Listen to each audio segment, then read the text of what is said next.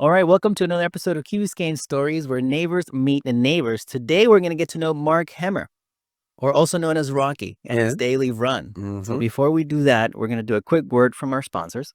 Dr. Bocage has been in practice as an orthodontist for over a decade, helping to create beautiful smiles in the Key Biscayne community. She is inspired by her patients to do her job better every day and to continually learn new methods of treatment to improve the care she gives. Dr. Bocage enjoys using her knowledge of science and engineering to make a positive difference in the life of her patients. She built her career as an orthodontist on a foundation of quality education. She received her certificate of orthodontics and a master's degree in medical science from Harvard University. Dr. Bocage is a member of the American Dental Association, the American Association of Orthodontists, and the Harvard Society of Advancements in Orthodontics, and is also a certified Invisalign provider. At Bocage Orthodontics, we provide the highest quality orthodontic treatment and Invisalign for children and adults. We are conveniently located at the heart of Key Biscayne at 240 Crandon Boulevard, Suite 106. All right, Mark, how are you doing today? Yeah, very good. Beautiful day today. Yes, it's the nice cold weather gives us a good feel here in the Key. Mm-hmm. Yeah.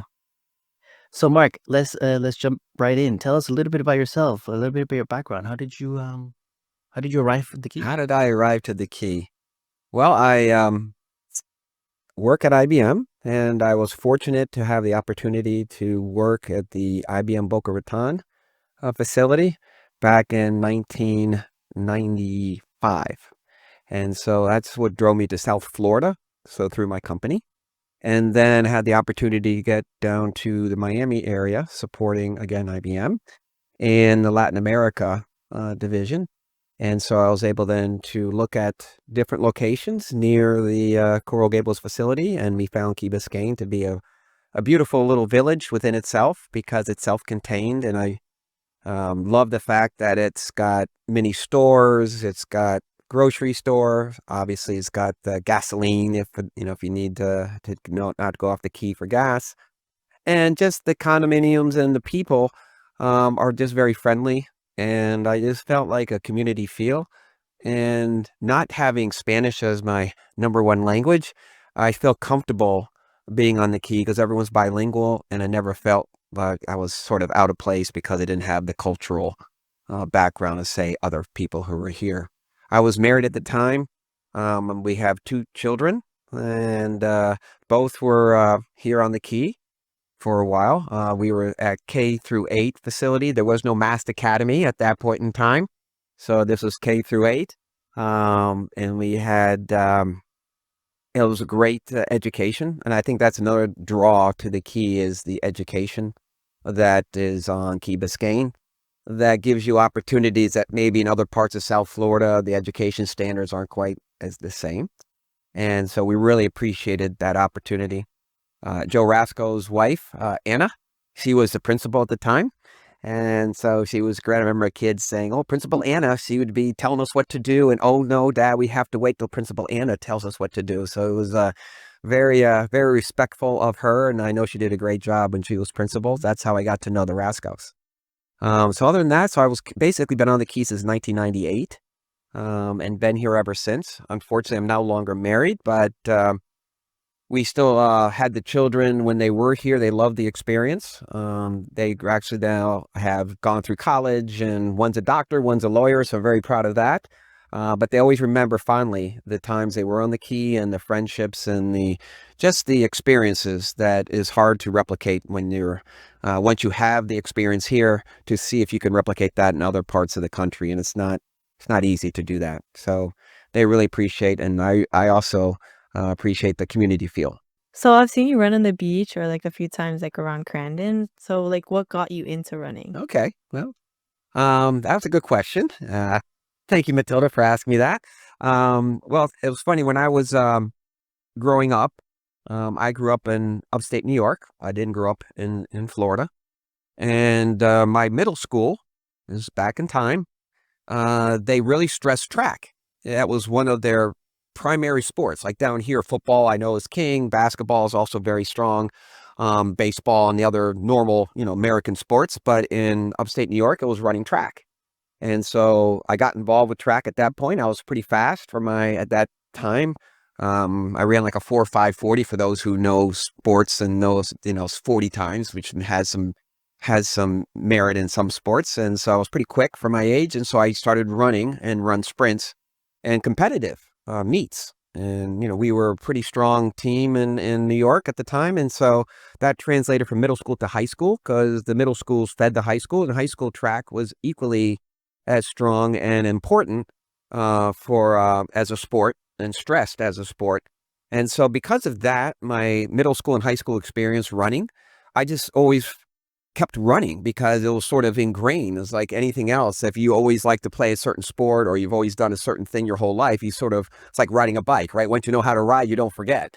And so if you like riding bikes and you know how to ride, you're going to keep riding bikes like now, because you like it and you enjoy it, and it's something that you've done with passion. And so I always stuck with running. Never like running now, I'm running miles, but even then when I was in college, anytime I could run or do sports with a lot of running, I always enjoyed doing that because I was very comfortable running, and you learn different techniques and how to run and protect your legs so you don't, have these ailments I know a lot of people do face when they run too often. They feel like their knees or calves or other areas of their legs or even their back tend to have some ailments. So I understand that. But a lot of it is you learn how to run as I grew up. And therefore, when I finished college, and initially I was in Texas when I graduated from college with IBM, and so I was started in Austin, Texas. And although I played a lot of sports, the normal sports that you would think of, I also ran just to stay active, right? Just to keep in shape, if you want to call it that. And now, as you grow older and you stop playing a lot of those other high stress sports, because they can take a lot of toll on your body when you're playing a basketball or football or any sport. It can really take a toll as you get older. I found running was a way to continue my passion of running, but also stay healthy. And the real benefit I found running, and what got me really, I think, continuing trying to run every day if I can, is meeting people. Whether it's on the beach, people are, as I mentioned in my article I had with Bill Durham, everyone's always happy on the beach, right? I don't know if you ever take a time to observe people, but if you go to the beach, there's always kids are playing, they're having fun. You may have some different groups of people talking with each other, and they're all having fun.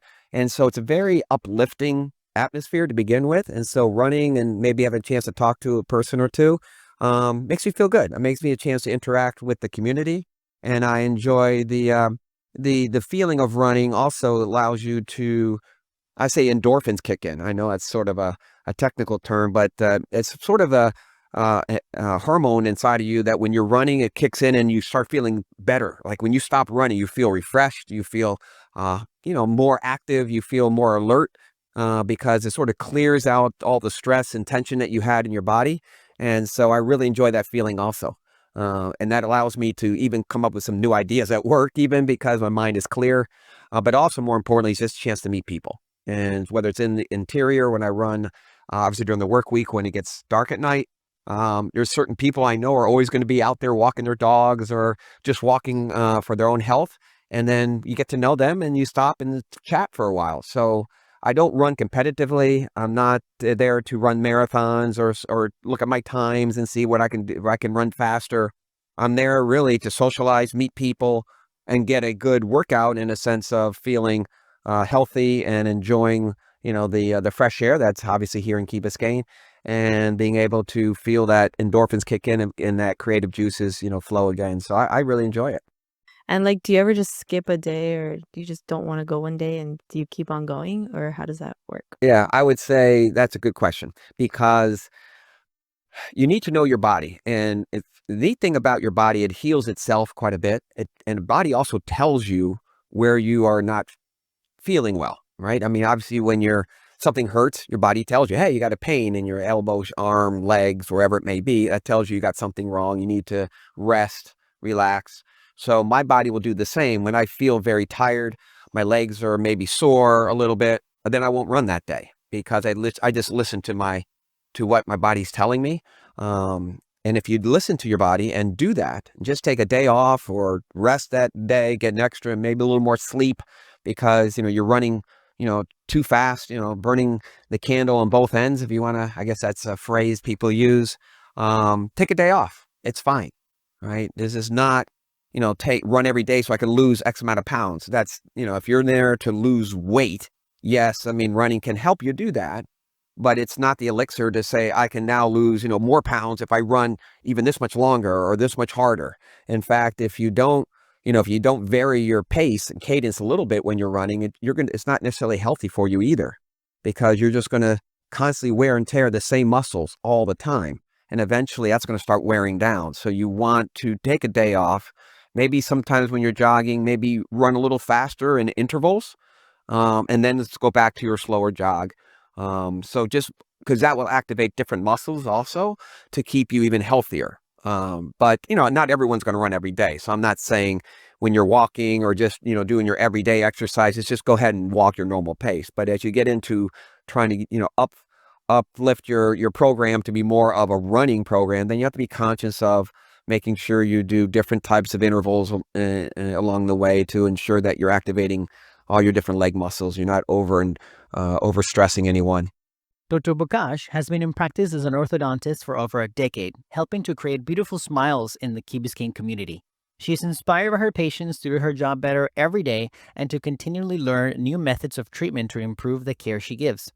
Dr. Bocage enjoys using her knowledge of science and engineering to make a positive difference in the life of her patients. She built her career as an orthodontist on a foundation of quality education. She received her certificate of orthodontics and a master's degree in medical science from Harvard University. Dr. Bocage is a member of the American Dental Association, the American Association of Orthodontists, and the Harvard Society of Advancements in Orthodontics, and is also a certified Invisalign provider. At Bocage Orthodontics, we provide the highest quality orthodontic treatment and Invisalign for children and adults. We are conveniently located at the heart of Key Biscayne at 240 Crandon Blv, Suite 106. You mentioned protecting your legs and back. That there's techniques. I mean, I ran in the past, but I never really thought about protecting my back and knees. How do you do that? Well, I would say the first thing that's very important to you is getting the right running shoe. Let's just stay running on the asphalt, in the interior. You have to find the running shoe that really fits you. And the best way of doing that, what I found, was I would go to, I think Footworks is right there. Right there down US 1. I forgot, it's right in that mall. I forgot the name of that mall. There's only like one, so. Yeah, that's the Footworks there. And they're very good because they're all runners. So when you come in there, if you're going to run a lot, I would say, go to that Footworks initially. Have them try. They have a little running machine there treadmill. Thank you, Matilda. And so they'll see how you run with different shoes and how comfortable how you feel with them. And eventually you'll find the right shoe. Now, once you find that right shoe and that's where you're comfortable, then ideally is you want to like sort of hit on the ball of your foot, ideally. And then, it slowly put your weight in the back. But normally you'd want to keep your weight as much forward as possible. That takes less stress off of the back of your legs, your calves, and everything else. If you're imagine if you're walking flat foot, right, and you're just constantly hitting the heel of your foot first, think how much you feel the stress, right? You can even, like, if you just stomp your foot on the ground and you stomp with your heel, you're going to feel a little pinch in the back of your, on the back and your back of your legs, because all that pressure is coming directly into your legs. So ideally, you want to sort of run on the ball of your foot. Now, that's easier said than done. If you're running 5 miles, to run on the ball of your foot for every mile, it's hard because you get tired. As you get tired, you tend to just slowly start running more on the heel because it's easier. All right. So I would say, and that's okay. I mean, eventually, if you start running your heel at the end, that's okay, because, don't force yourself to run a certain way if you're putting too much stress on your legs. But try to start out more running on the ball of your foot, less on the heel of your foot. And then, but the right running shoe, then you should be fine. That will take less stress off your back, legs, knees, etc.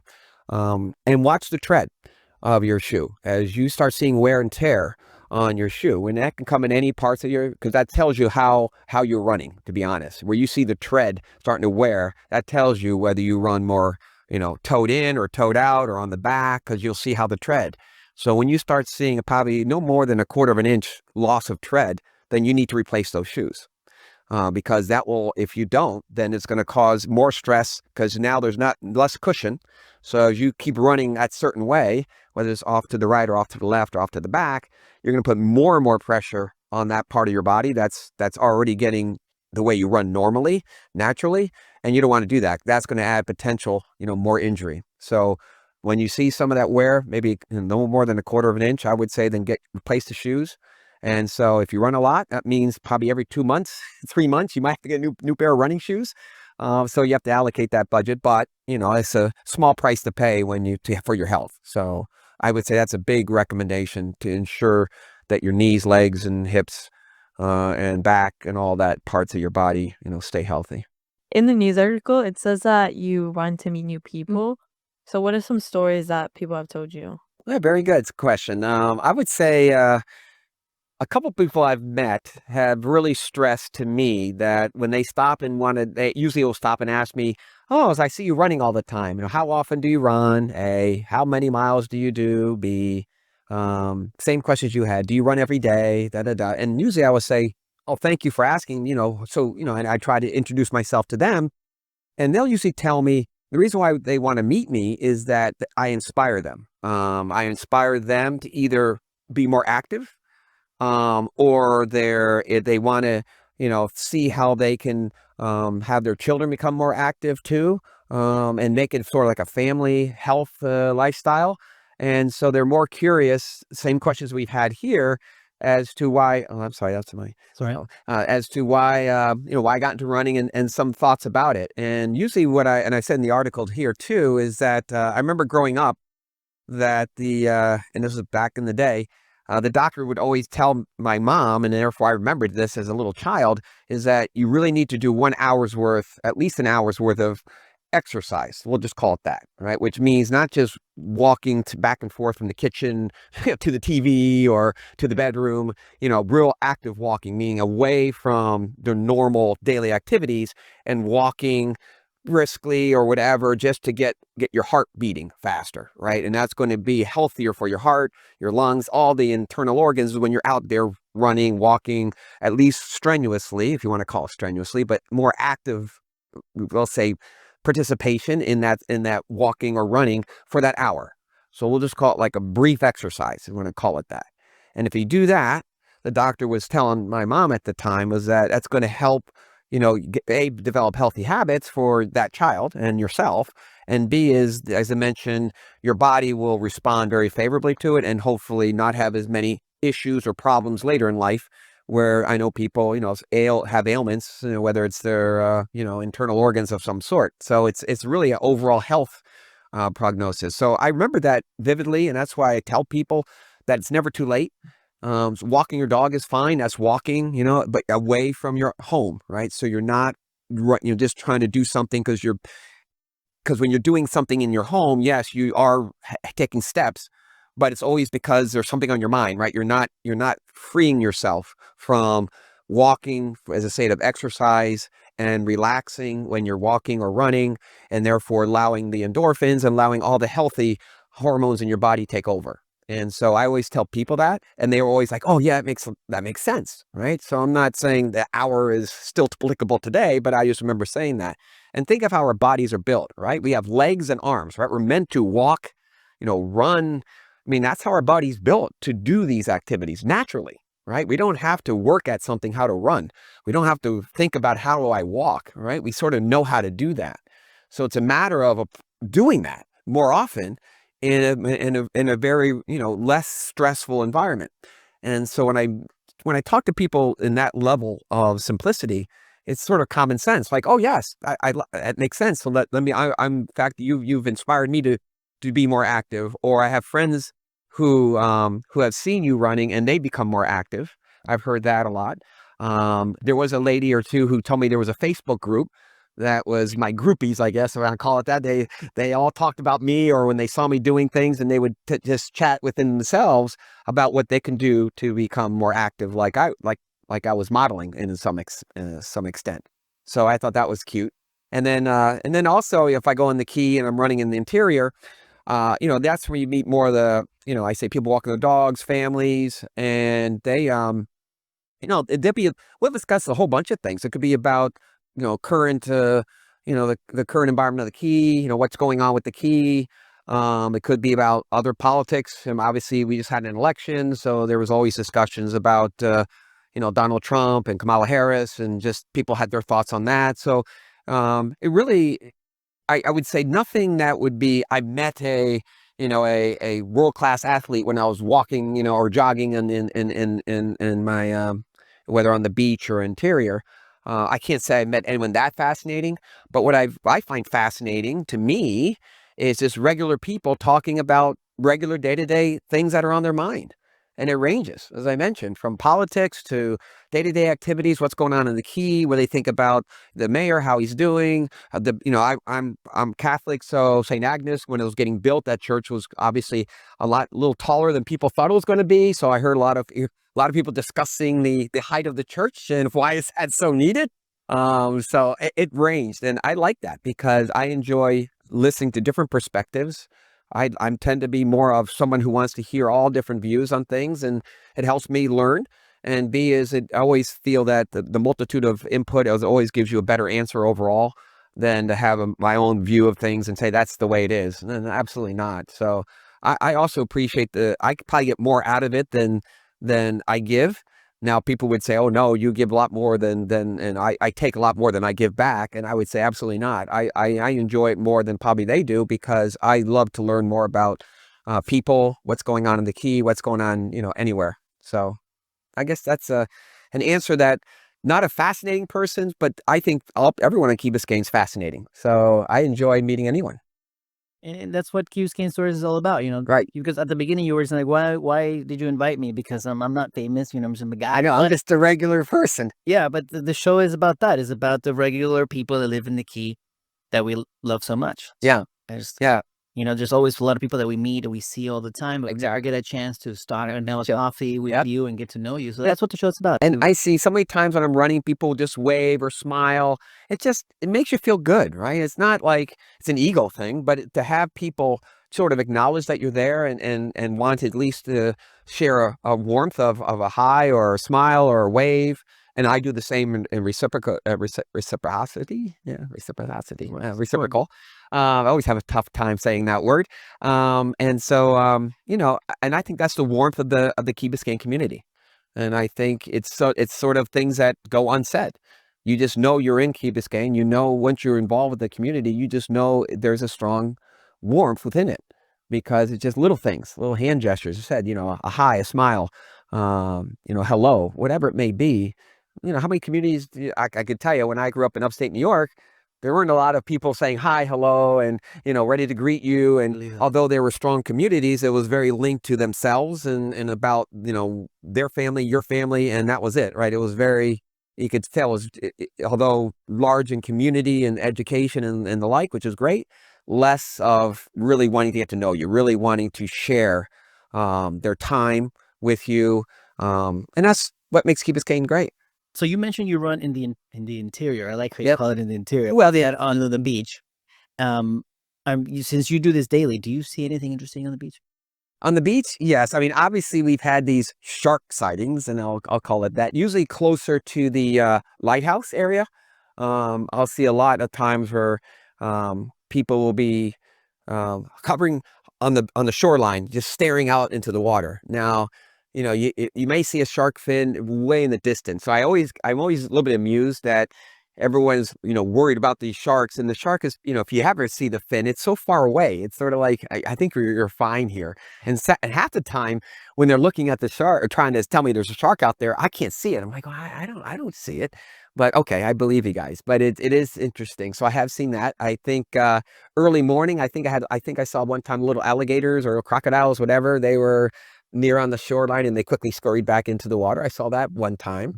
Stingrays, you see them now. Stingrays, or that, I guess I call them stingrays, right? Though I know it's a common term, a vernacular term. I don't know if there's a specific kind of stingrays that are popular here. We'll just call stingrays in general. Yeah. And I've seen them now. Those ones are near the shore, but they tend to avoid people. I mean, and I've seen people just walk out and not know that the stingray's there.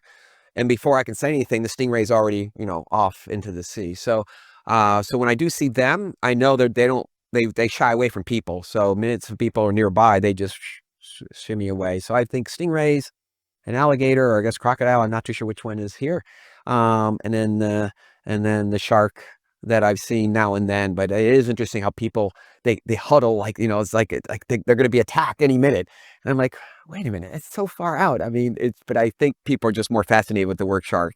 So that's what I've seen mostly on the Key. I mean, on the beach. And what's your ideal weekend on the Key for you? What's the ideal weekend? That's a great question. And really, as I was thinking about this, the weekend or the week is really not much different to me, but let's stay with the weekend. As you know, as I mentioned earlier in the call, I am part of the Catholic Church. So I do enjoy doing service for the church of St. Agnes. I'm an usher, and I also, sit in the chapel and spend time with the Blessed Sacrament. For those who are Catholic, I think they know what that means. For those who are not, it's just spending an extra hour with spending quiet time with the Lord Jesus.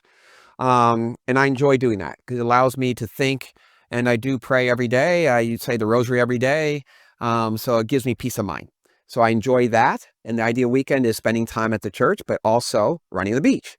And that is the chance for me, again, to meet people. But I just enjoy the fresh air that, when you're on the beach, also it's just the wind comes in and it's so refreshing.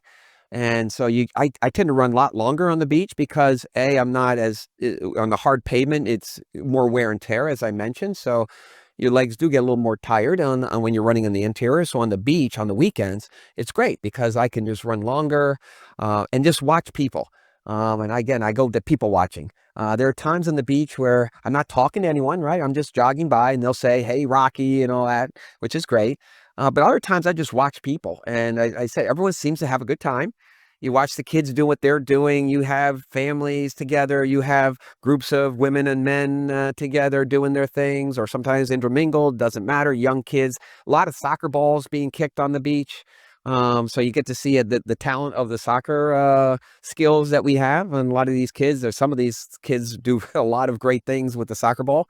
A lot of different activities. So you get to see Key Biscayne in Key Biscayne and Key Biscayneisms, if you want to call it. I mean, doing what they love doing.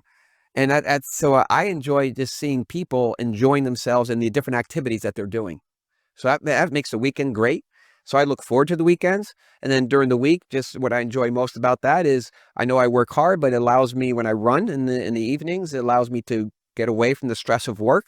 I get a chance to meet people, and also allows me to think of new ideas, even for work, because my mind's cleared.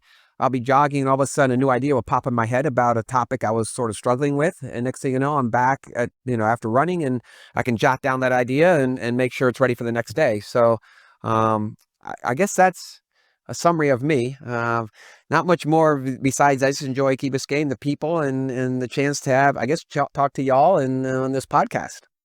Well, Mark, thank you for jumping on the show and sharing your story with us. It's been great to get to know you. And I mean, a lot of us probably have seen you around. If they haven't seen you, then they'll see you now. But Yeah. we definitely have seen you running around. So Great. we're like, who's that guy? So Who is that guy? now we know. So Yeah. thank you for coming on the show. All right. Thank you, everyone. Appreciate it. Thanks, Alejandro. Matilda. Dr. Bocage has been in practice as an orthodontist for over a decade, helping to create beautiful smiles in the Key Biscayne community. She is inspired by her patients to do her job better every day and to continually learn new methods of treatment to improve the care she gives. Dr. Bocage enjoys using her knowledge of science and engineering to make a positive difference in the life of her patients. She built her career as an orthodontist on a foundation of quality education. She received her certificate of orthodontics and a master's degree in medical science from Harvard University.